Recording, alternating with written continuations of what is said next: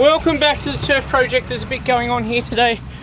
We have grass coming. I'm not sure exactly when, but we have dirt coming first. I think that's about 13 tonne. I've got another 13 coming now. I think 13, or maybe he's brought both loads. So we've got another 26 tonne coming today that I have to spread. We are turning this formerly barren, still kind of barren, but bush area into a lush lawn and bush garden area. We've already done the garden bed over there, the metal edging, which looks amazing. It's already started to rust up. We've done a little sandstone retaining wall there. Got our tree ring here, tree still to come. There's videos on all that stuff from everything we've done from the start of this series. Go and check them out if you're interested. Today is about dirt and hopefully lawn. I've got a big pile there. I've got 2 more piles coming. It'll be close to 40 tonne what I'm getting in here. Truck is here, so let's go check it out. I did have to stop the limo so it doesn't get run over. That's just arrived this week. I've been using it a couple of days. It's sitting in dirt here at the moment, but it's actually doing a really good job. I will have more on the channel for this. It's a piece of robot mowing tech that's got a lot of potential. Do love it when the dirt arrives, except for paying for it. That's not the fun bit. Blows my mind how expensive sanded soils are, but you got to have them if you want to. Preparation is key with lawn, and if you don't do it right the first time, you just really set yourself up for failure.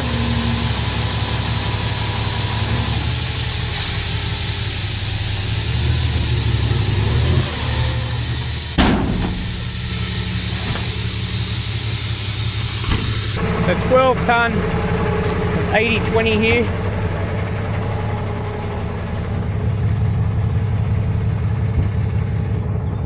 So moving this stuff, this is probably one of my least favourite jobs just because I'm not very good at it.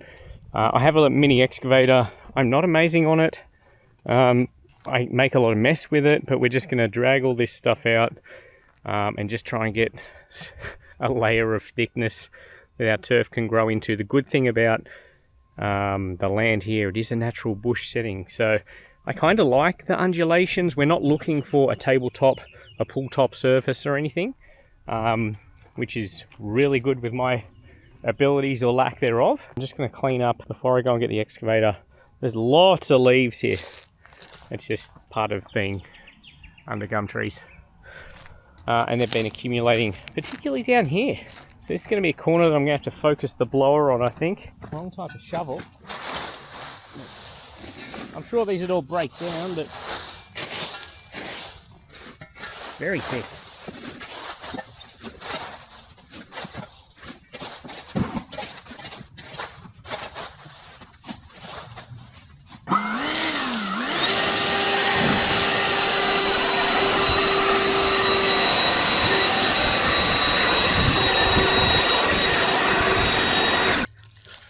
Let's go get the excavator. On the way up there, I'll let you know we have picked a turf. Last video, you can go check that out. We went to the turf farm, had a look at all the different turf that we could pick from. We ended up going with a turf called Zoysia Australis, which I have about a 10 metre square test patch of, and I've really liked it, so I'm going to be going with that. God, there's sticks everywhere. Now the only thing holding up getting the turf is me getting this done. So, and essentially once this is done, I've just got to call them. They'll harvest it. I'm going to go out for the harvest so we can see it being cut up, then delivered here fresh and laid fresh. This needs a bit of a blowout too.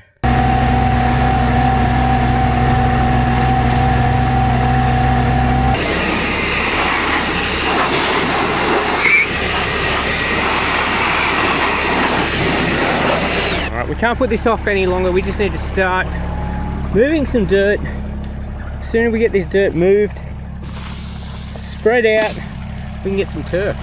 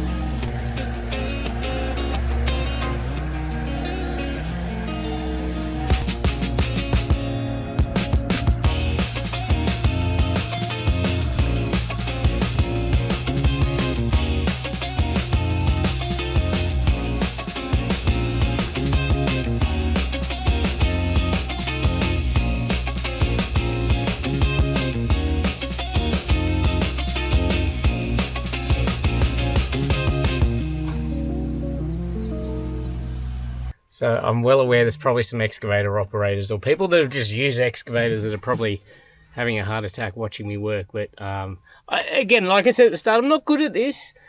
I don't think I'll ever be good at it. But we just want to move the dirt. We just want to move the dirt. It's not that deep. Luckily, this is in... No one's paying me for this. This is in my backyard. So I can be as bad as I need to be. Well, that's the first pile spread out. I don't want to track it in too much and compact it too much, so I'm going to be working it a bit more by hand.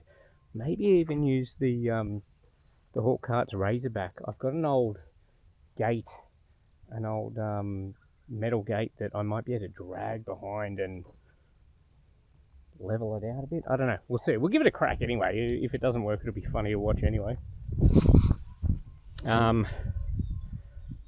Not pretty by any means. It's going okay. We've got probably minimum 100, 150 mil in places, a bit more in some other places, which is going to be fine for what we're doing, I hope. Of course, we've got more coming before I'm finished, but it's good. Good means I can work with it all. Get it all spread out at least.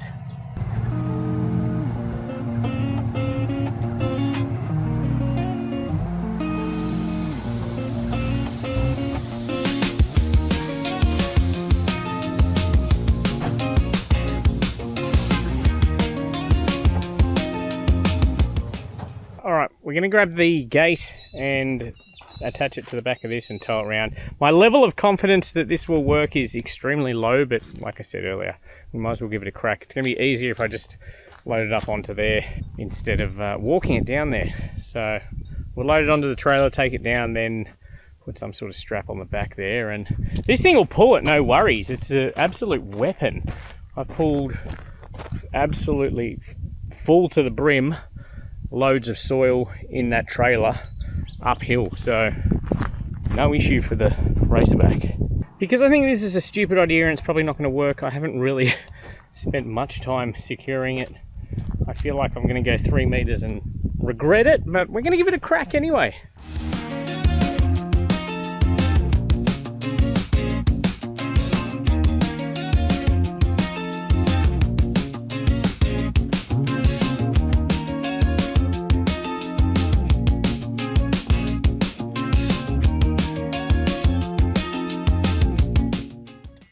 So that actually worked out way better than I thought it would. If it was a bigger area and I could turn around, you could just keep doing laps of this thing and get it silky and smooth as. That's blown me away. I kind of like the contours of it. It's not flat. I didn't want it flat. It won't show up on camera, but there's some humps in it. We're never going to get this perfect anyway, and it's going to settle. I've got to put some more of this around the other side of the tree ring, but I'm liking how that's turned out. So we've got it pretty well spread out now. I'm going to give it another crack with the Razorback and the gate. We're a little bit more open now, hopefully it'll be a bit easier. Might let you go along for the ride.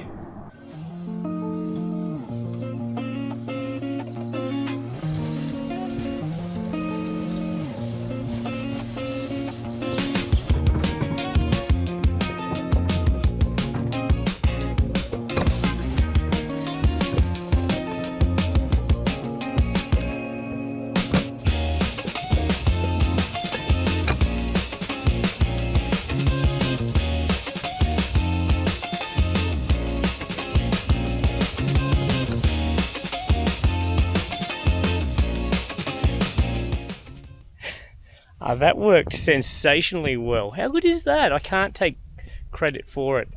Vic, the guy that dropped off the soil, said to put a gate on it, and just so happened that I had a spare gate lying around. I think just the extra weight of it made it really good. But have a look. We're all spread out now. Looks nice and smooth, but it's still got contours, which is what I wanted. As I said at the start, I don't want a pool table finish. We want it to be undulating, which is definitely what it is. I am getting so excited now, the fact this could be green very soon. Okay, I am rush mode. I just got home from work.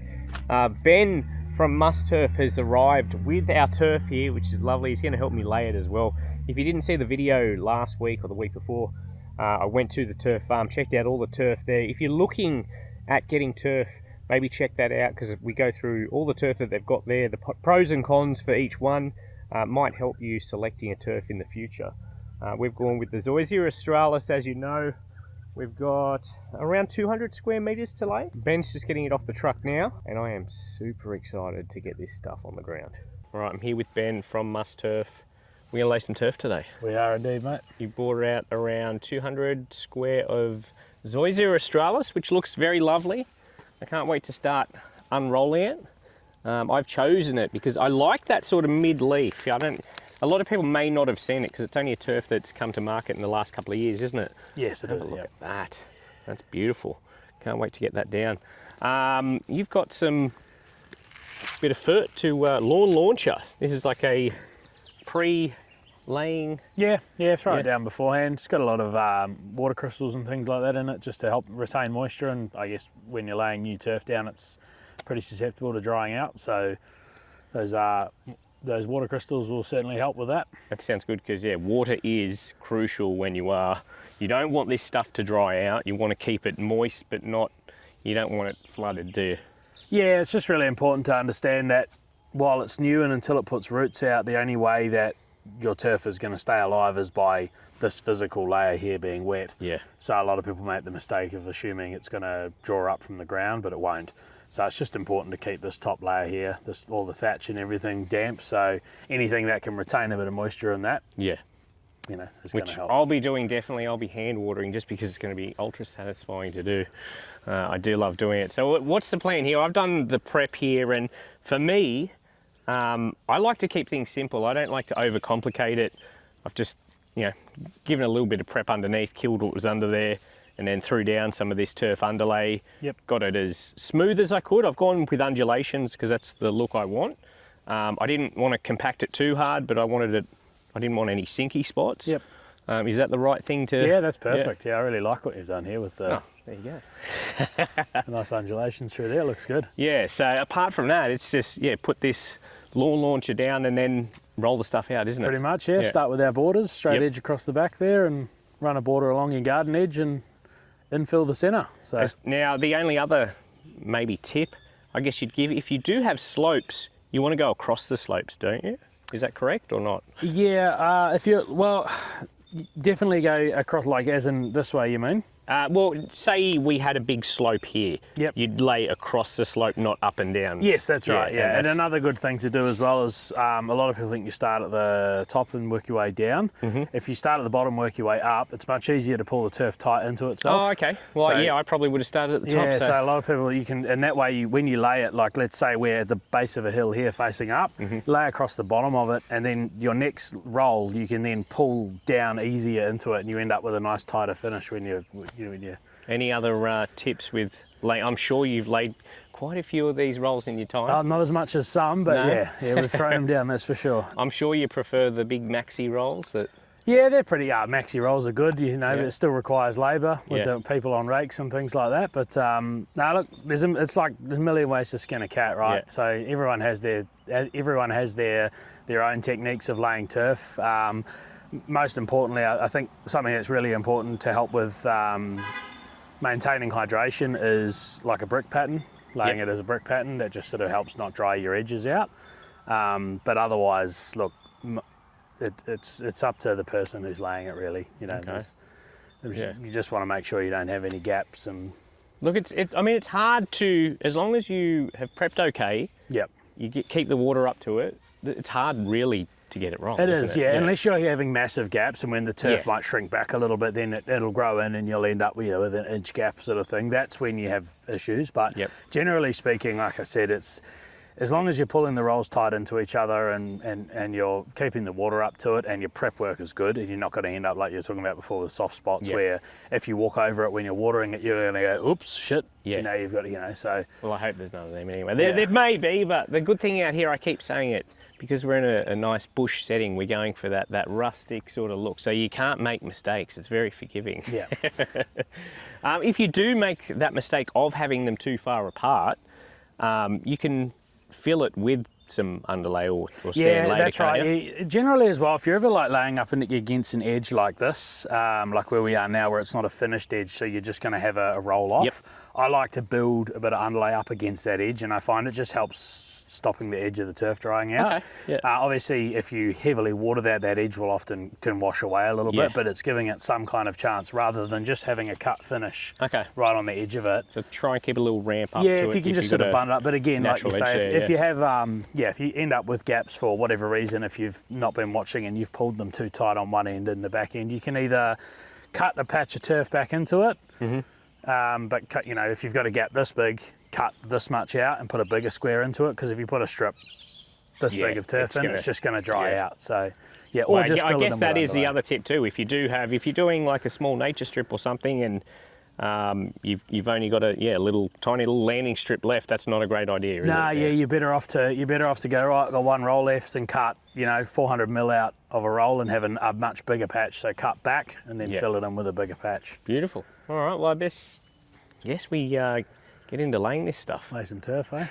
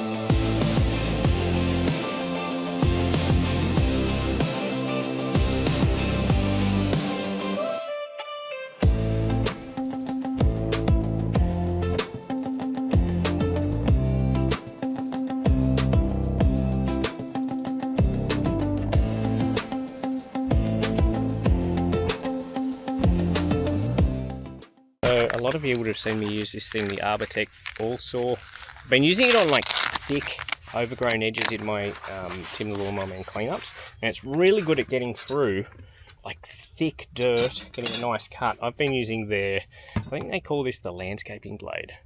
It can cut through roots as well, so it's kind of handy. It's somewhat reciprocating, but it's got another set of blades.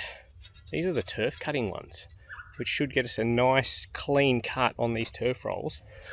I've just got to change them over and then we're going to give it a crack. Might take the battery off so I don't accidentally activate it. See if I can remember how to do this. Here we are. I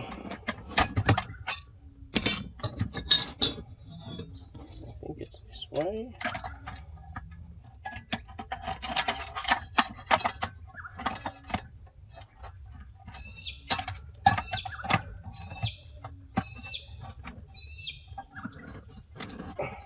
Oop. There we go. Wasn't too bad actually. Oop.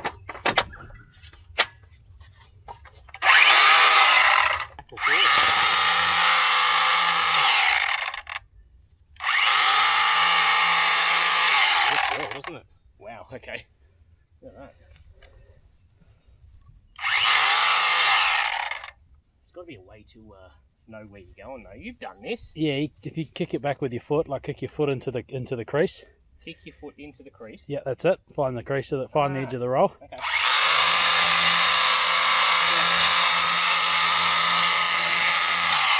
I feel like I butchered that. Oh, we can stretch it. There's heaps left. Ooh. I mean, the tool works well. That's something. Just pull that back and then fill that later. Yep. Oh shit! Oh, it's that whole thing, eh? Shit.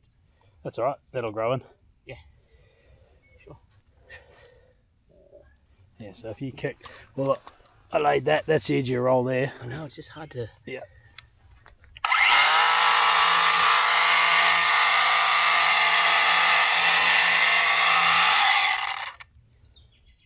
Works really well. I'm just a bit tender with it. Especially after making my first mistake. Okay. So I've already butchered one. Not through the tool's fault. Definitely my own. Now's my time to shine to Yeah. stuff it up. Yeah, making a little crease so we know where that cut's got to be. It's going to be sensational. Don't jinx it.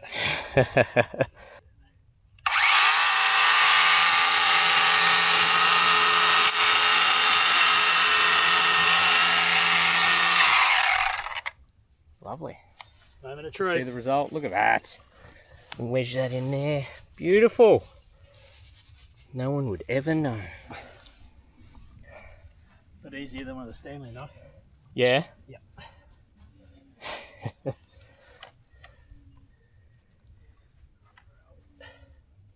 I used to use like a plaster knife.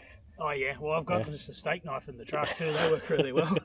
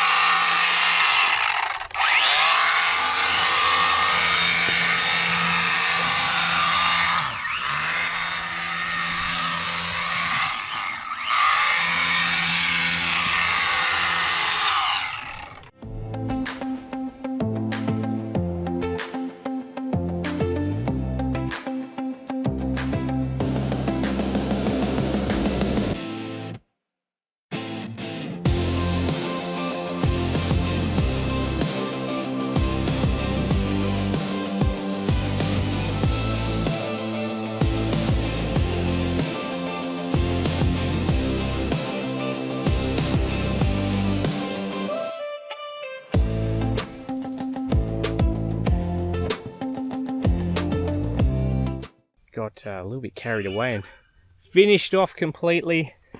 This is ready for water. I cannot believe how good this looks. It kind of looks exactly as I was hoping. Get some water on it now. Nothing more satisfying. Fresh turf and water. So we finally have a turf area. It is really starting to come together. I love how this looks. Could not be more in love with it. It was great having Ben's help as well. I could just look at this all day. I want to hand water it just because it's just nice being out here. Listen to the birds. Birds, the sprinkler. It's just nice. We're going to make sure we keep this wet. I'm going to go to Bunnings now. I'm going to get a couple of Bluetooth timers and I'll run 2 sprinklers off that line there and just have it going every couple of hours. Just so I make sure I keep this stuff nice and moist. That's all we really have to do, just keep it nice and moist. The sun will do the rest. I'm going to be very eager to cut it, probably too eager to cut it. I'll probably be out here blowing it every day, just keeping the leaves off it. We do get quite a lot of leaf fall here. This is far from the end of this project. We have so much planting to go. We've still got the bottle tree to come. I've got to do something about an edge here. I really haven't decided, so if you've got any suggestions for me what's going to look good here, let me know. Then on top of just finishing this, we have ongoing maintenance, which will be interesting to see how this turf goes in this environment. I'll be testing a lot of mowers and line trimmers and that sort of stuff on it. The turf is Zoysia Australis, if you didn't get that at the start. If you're interested in it, you can check out Musturf or Lawn Solutions Australia. That will do for today. Plenty more to come. Make sure you're following, make sure you subscribe. See you next time.